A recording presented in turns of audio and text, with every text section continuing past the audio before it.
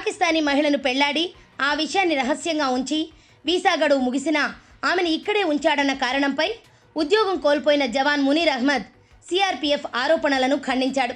గతేడాది సిఆర్పీఎఫ్ ప్రధాన కార్యాలయం నుంచి తమ వివాహానికి అనుమతులు వచ్చినా ఓ నెల తర్వాతే తన పెళ్లి జరిగిందని తెలిపాడు.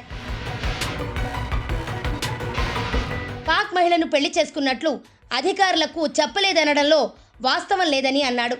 జమ్మూలోని ఘరోత్రా ప్రాంతానికి చెందిన మునీర్ తనను ఉద్యోగం నుంచి తొలగించడాన్ని న్యాయస్థానంలో సవాలు చేస్తానని ప్రకటించాడు. తన కేసును ప్రధానమంత్రి నరేంద్ర మోదీ, కేంద్ర హోంమంత్రి అమిత్ షా, సిఆర్పీఎఫ్ పునఃపరిశీలించాలని విజ్ఞప్తి చేశాడు. నిబంధనలకు అనుగుణంగా అన్ని లాంఛనాలు పూర్తి చేశానని, ఎటువంటి తప్పు చేయలేదని అన్నాడు.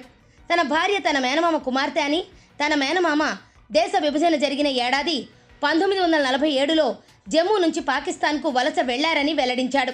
తన భార్యతో తనకు ఆన్లైన్లో పరిచయం జరిగిందని, ఆన్లైన్లో ప్రేమలో పడ్డామని, సోషల్ మీడియాలో జరుగుతున్న ప్రచారం అవాస్తవమని మునీర్ తెలిపాడు. తన వివాహానికి ముందు సిఆర్పీఎఫ్ ఇచ్చిన అనుమతికి సంబంధించిన పత్రాలు, ఫోటోలను అతడు మీడియాకు చూపించాడు. అనుమతులన్నీ వచ్చిన తర్వాతే ఇరు కుటుంబాల నిర్ణయంతో వీసా కోసం ఎదురు చూడకుండా ఆన్లైన్లో వివాహం చేసుకున్నానని తెలిపాడు. క్యాన్సర్తో బాధపడుతున్న తన తండ్రి ఆరోగ్య పరిస్థితి కూడా తమ తక్షణ వివాహానికి కారణమని వివరించాడు. మునీర్ భార్య మెనల్ ఖాన్ ఫిబ్రవరి 28న అటారీ సరిహద్దు నుంచి స్వల్పకాల వీసాపై మన దేశంలోకి ప్రవేశించారు.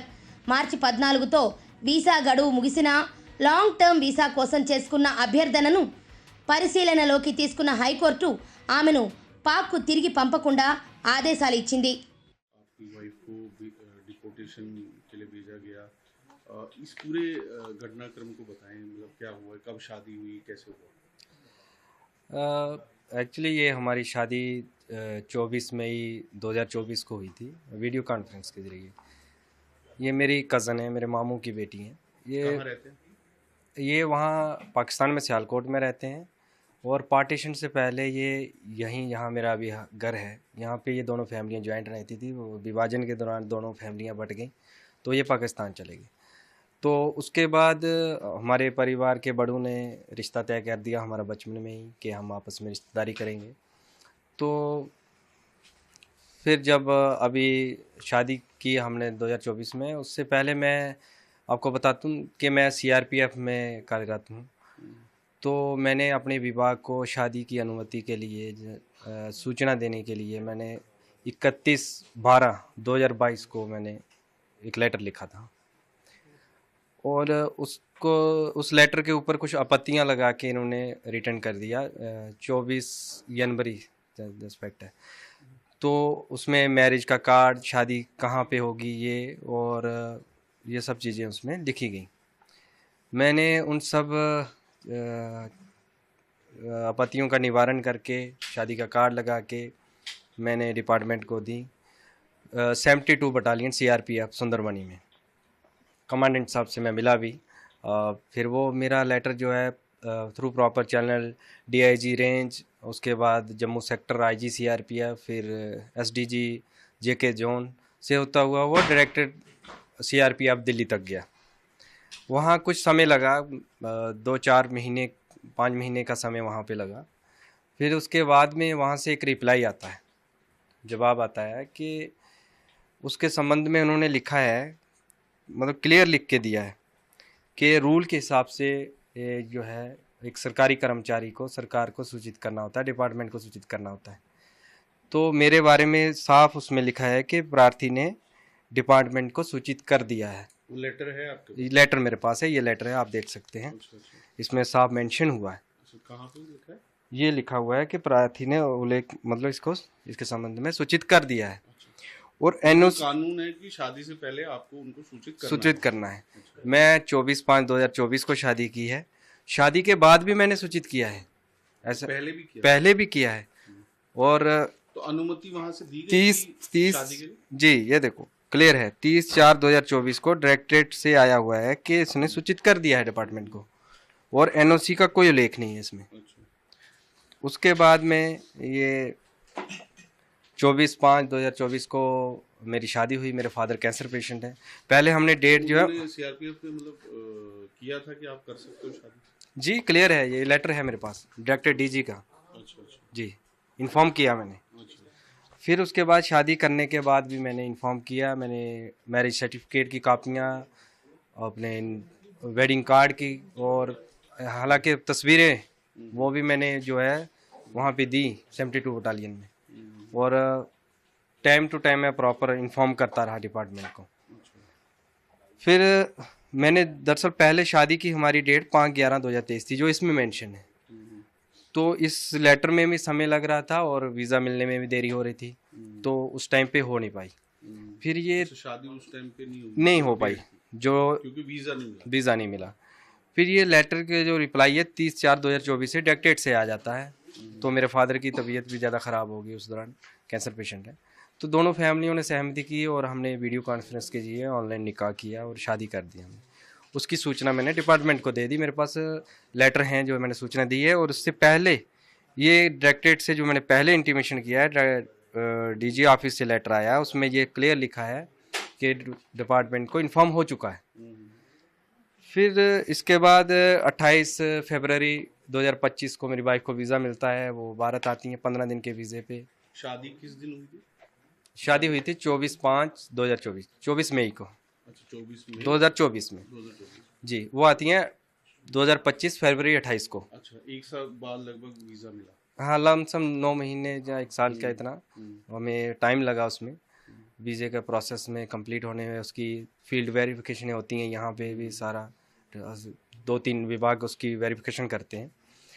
तो जब मेरी वाइफ आई तो मैंने अपनी बटालियन को टेलीफोनिकली भी वीज़े की कापियाँ भी मेरे व्हाट्सएप पे आज भी उसकी डिप्टी कमांडेंट के नाम पे जो मैंने भेजा है नंबर पे, आज भी प्रूफ है। तो मैंने वो पूरे डिपार्टमेंट को इन्फॉर्म किया। फिर उसके बाद 15 दिन के वीज़े पे थी, तो हमने उसके विदिन 15 दिन के अंदर ही हमको एलटीवी अप्लाई करना होता है, अगर मतलब वो लॉन्ग टर्म वीज़ा जो शादी के ग्राउंड पे मिलता है। तो हमने वो 4 मार्च को ही अप्लाई कर दिया, 4 मार्च अभी 2025 25 को। तो 14 तक हमारा विजिट वीज़ा था। उस दौरान फील्ड वेरिफिकेशन हुई एलटीवी की, और 13 मार्च को जो है हमारा इंटरव्यू एफआरओ के पास होता है, एफआरओ जम्मू के पास।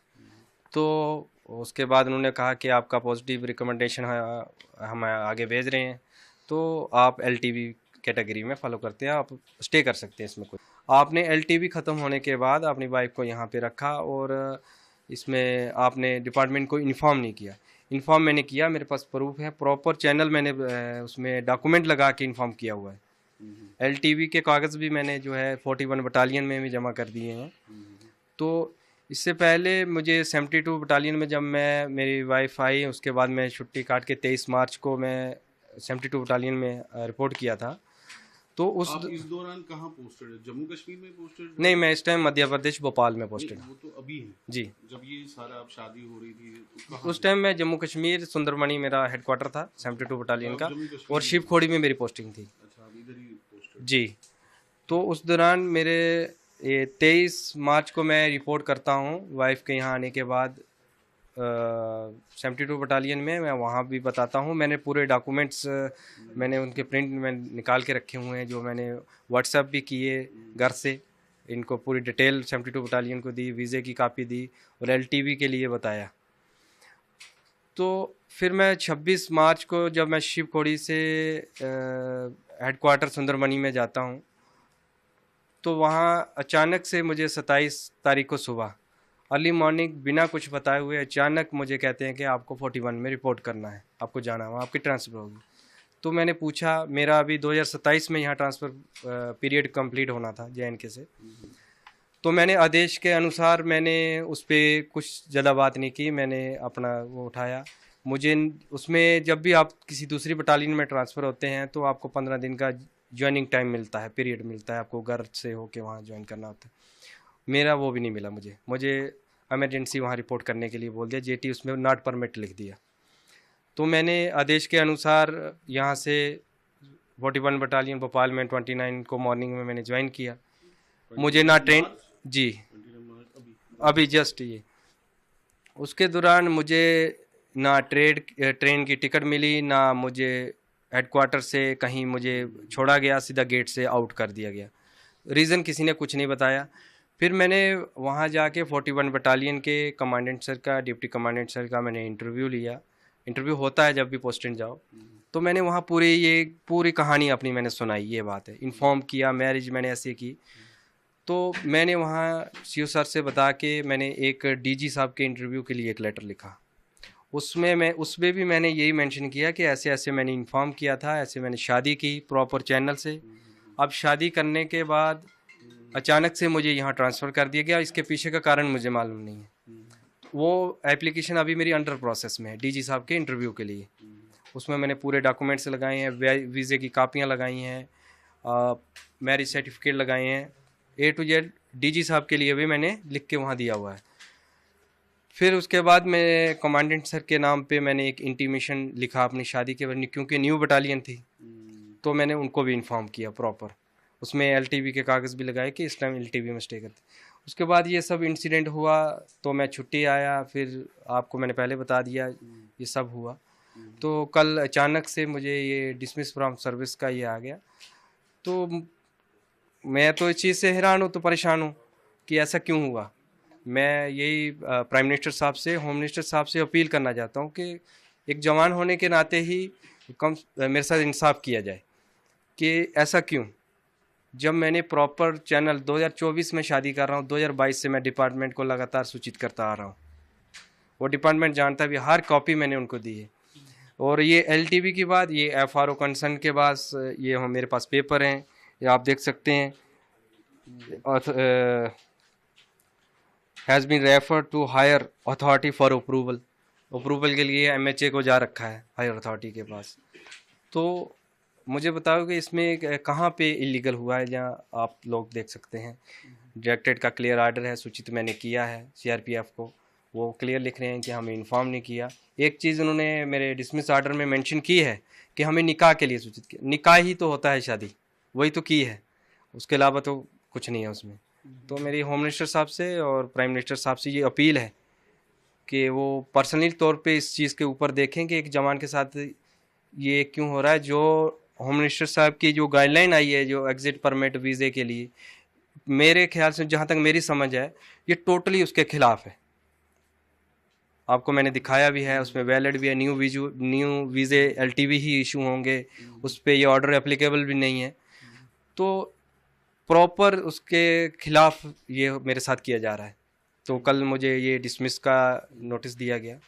तो मैं अपनी अपील जो है प्राइम मिनिस्टर साहब